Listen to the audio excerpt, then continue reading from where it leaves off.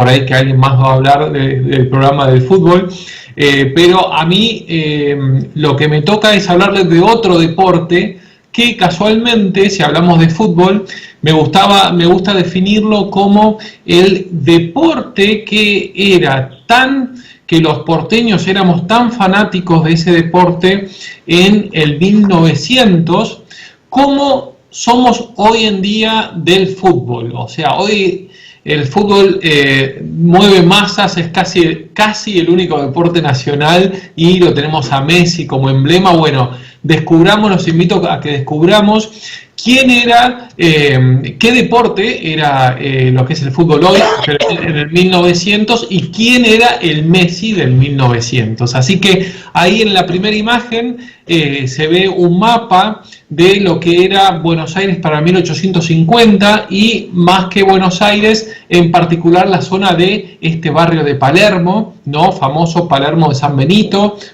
o San Benito de Palermo, como se llamaba. Prevalece, lo primero que uno ve en esa imagen es el arroyo Maldonado, ¿no? Que recordemos que si hay algo que un porteño, si viviera siempre en la ciudad de Buenos Aires y no saliera de ella toda su vida, no sabría que existe en el mundo, son los ríos, y eso no es porque Buenos Aires no sea atravesada por ríos, sino que esos ríos fueron a comienzos del siglo XX entubados, ¿no? Esa es una decisión que toman las ciudades. En el caso, por ejemplo, de la ciudad de Córdoba, no lo entubó, y ahí tiene la cañada. En el caso de Buenos Aires, entubamos en el comienzo del siglo XX todos los ríos y arroyos, y hay uno en especial que es el Maldonado, que muestro ahí en la imagen. ¿Por qué? Porque es uno de los límites de una zona que es emblemática de este deporte, que ahora les voy a anticipar, más que anticipar, desarrollar un poco.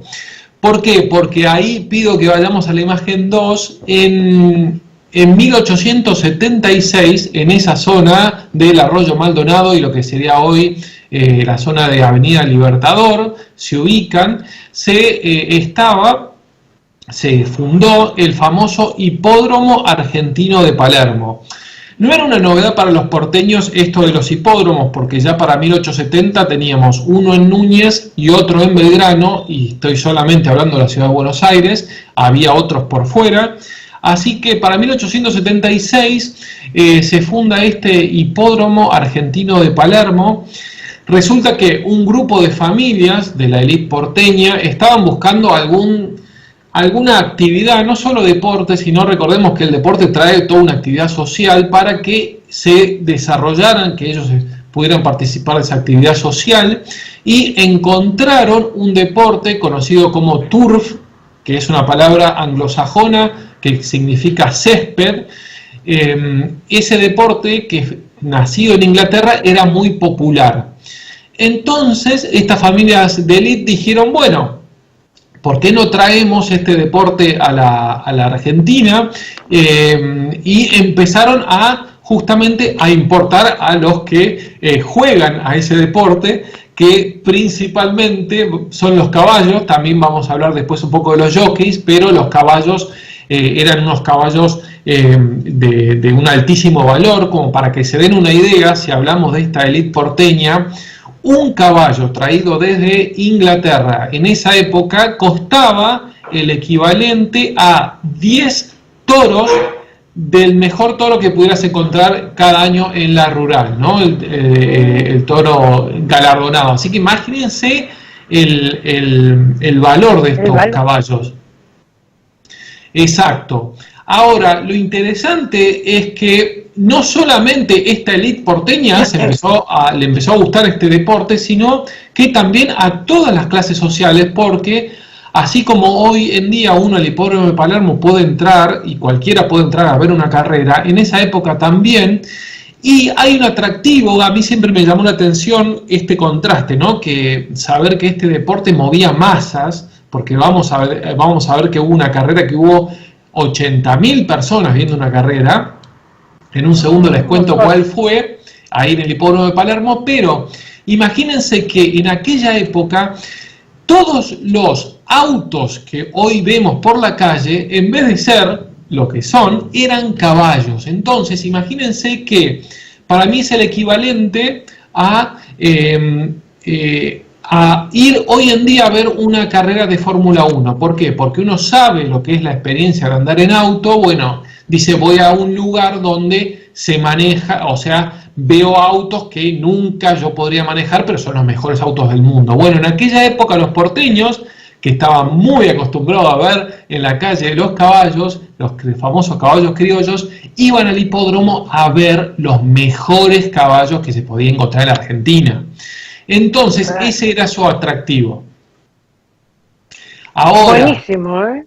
Exacto. Ahora, muy buena comparación, muy interesante. Muy claro, preciso. Porque imagínense que todos esos autos que uno ve en la calle en su momento eran caballos, así que cualquiera estaba acostumbrado a ver un caballo. En la imagen 3, como ahí veo que colocó Rodolfo, les muestro los socios fundadores del hipódromo de Palermo. Ahora, esto tiene una particularidad.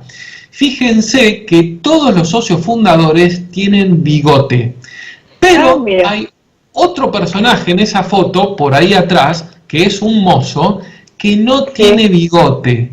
Y esto me da pie para que les cuente esta famosa historia de que en un momento esta élite porteña, ellos participaban, eran los dueños de los caballos, sus caballos ganaban o perdían las carreras, pero había algo que les molestaba un poco de las carreras, era que los jockeys, que son estos hombrecitos chiquititos, porque esa es su fisonomía, ¿no? Tienen que ser chiquititos para poder ser diestros y no muy pesados sobre el caballo, empezaron a tener mucha fama. Y eso les molestó muchísimo a esta élite porteña, porque decían, no puede ser que ellos sean más famosos que nosotros cuando no son ni los dueños de los caballos. Y es así que, ahí le pido a que pase Rodolfo a la siguiente imagen, porque acá lo vamos a ver al famoso Carlos Pellegrini, que con su tremendo bigote era todo un señor, es uno de los socios fundadores justamente del Jockey Club, que fue el que tomó el hipódromo para administrarlo.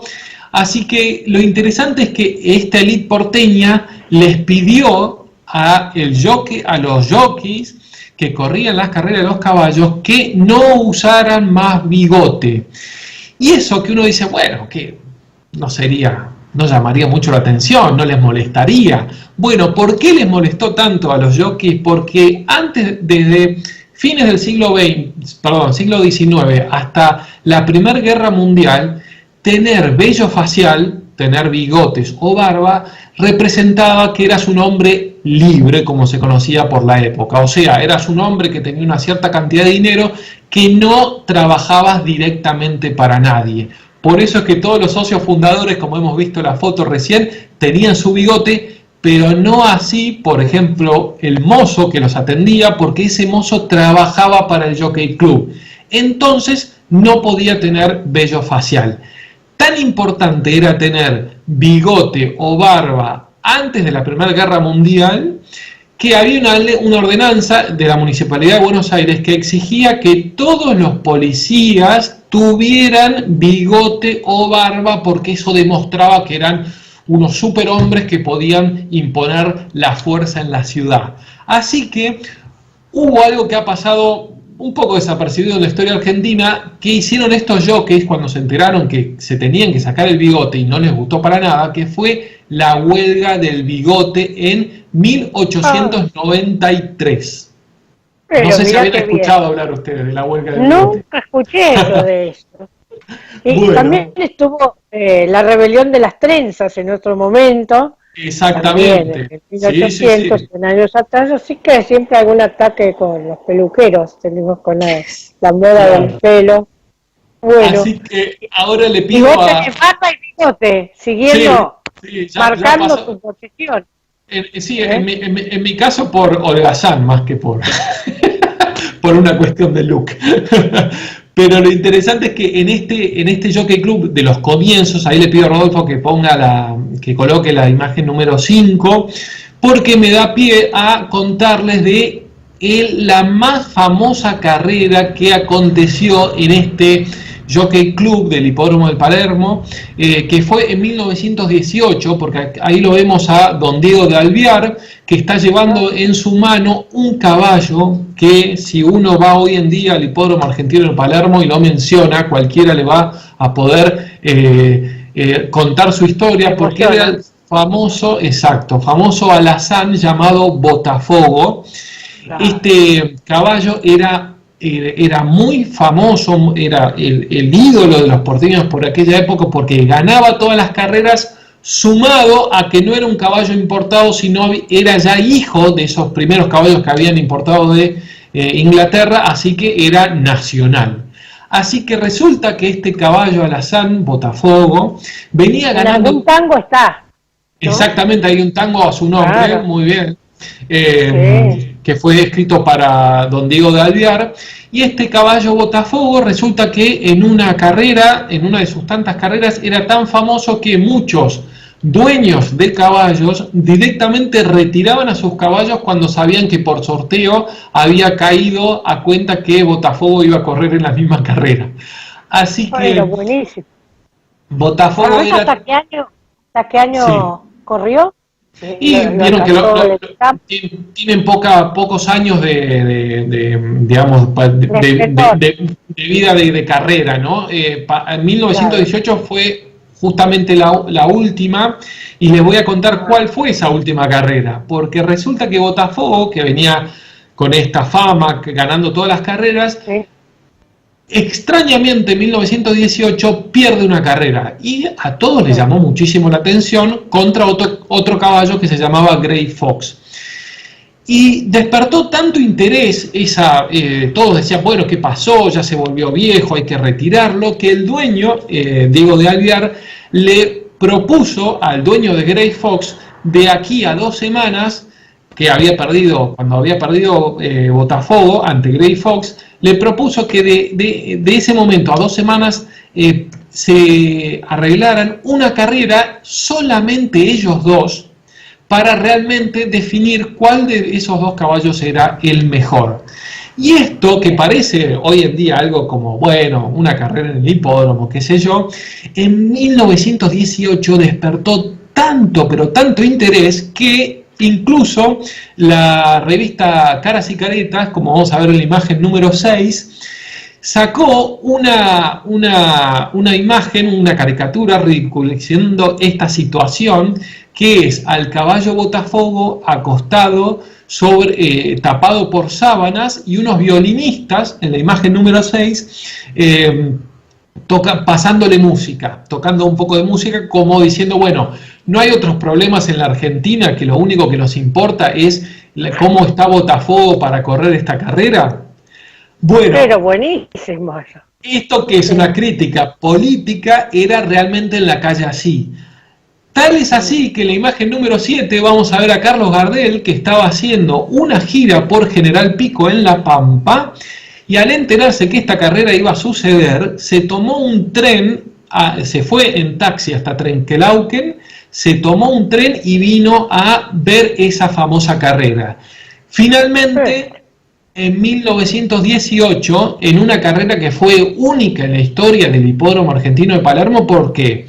Porque solamente corrían 2 caballos, entre ellos, obviamente con sus jockeys encima, pero no iban a correr nadie más, sumado a que no se permitió la apuesta, porque solamente los 2 dueños de esos caballos hicieron apuestas entre ellos.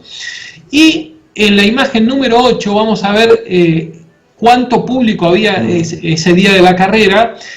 Dicen que se llegó a ver 80.000 personas. Recuerden que el Hipódromo Argentino de Palermo tiene 5 gradas, esas 5 gradas y toda la gente en la explanada, llegó a sumar 80.000 personas en 1918.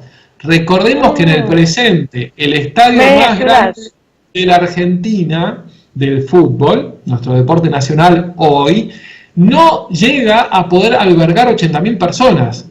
100 años atrás, en 1918, ahí hubo 80.000 personas.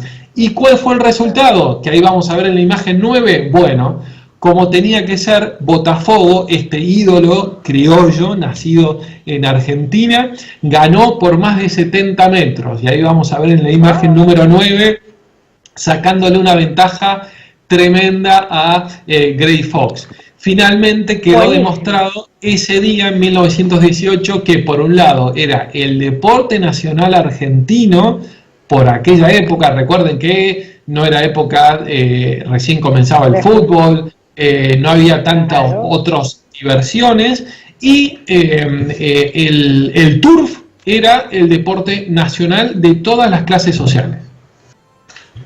Pero excelente lo tuyo, excelente y poco conocido ahora, porque el fútbol arrasó con la memoria de este episodio.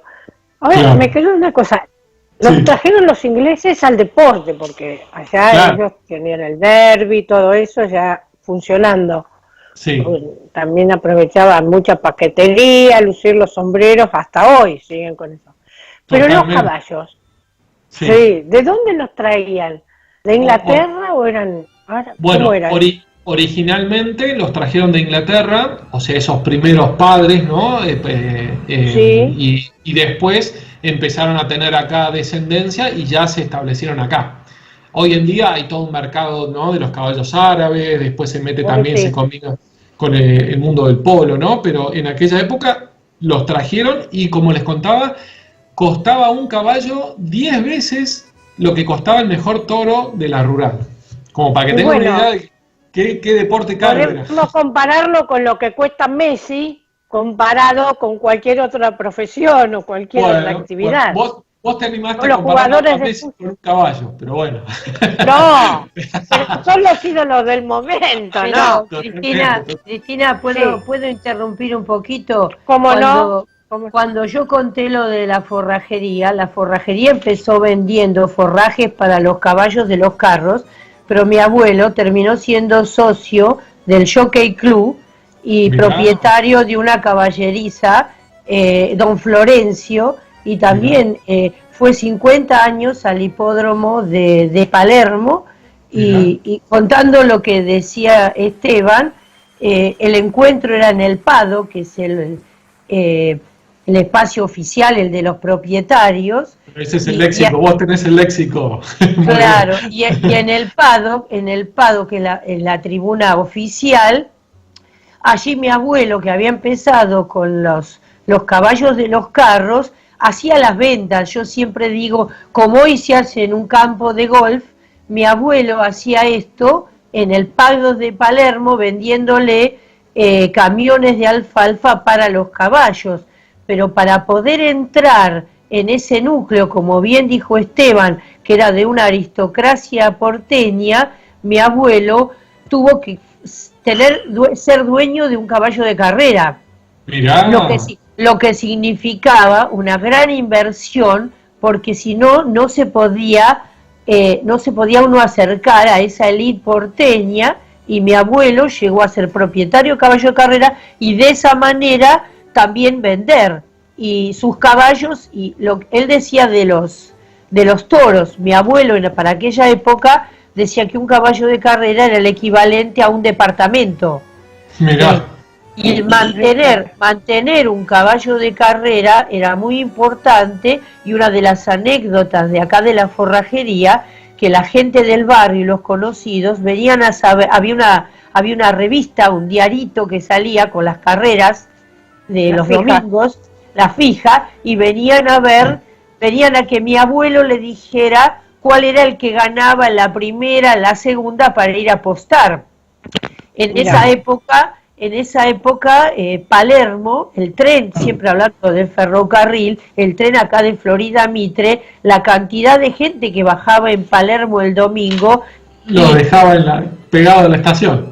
Claro, los dejaba ahí en la estación, y lo que mi abuelo contaba, por estar él viviendo ahí adentro, 50 años fue al hipódromo de Palermo, como propietario y como vendedor. Él le interesaba más el intercambio comercial, tal vez jugaba, pero no lo sabemos, que mucha gente perdía perdía su sueldo de todo el mes. Hay gente que quedaba como en el casino de Mar del Plata, en la bancarrota, porque todo lo apostaba a un caballo.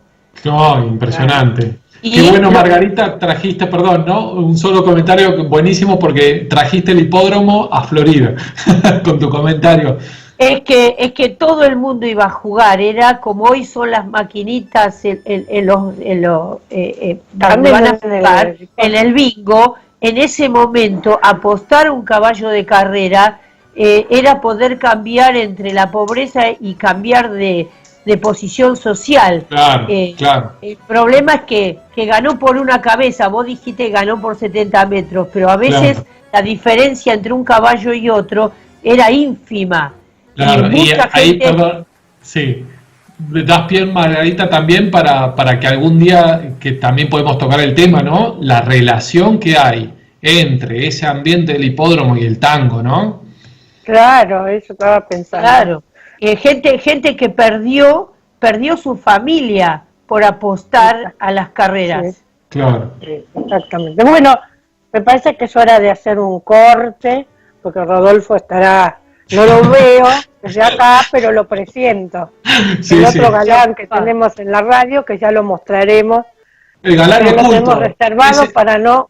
Ojo que el galán oculto puede despertar más interés que un galán mostrado, ¿eh? Claro. Para cuando tengamos que hacer un recambio fresco. Bueno, vale empezar por nosotros, Cristina. Vale empezar por nosotros. No, nosotros no.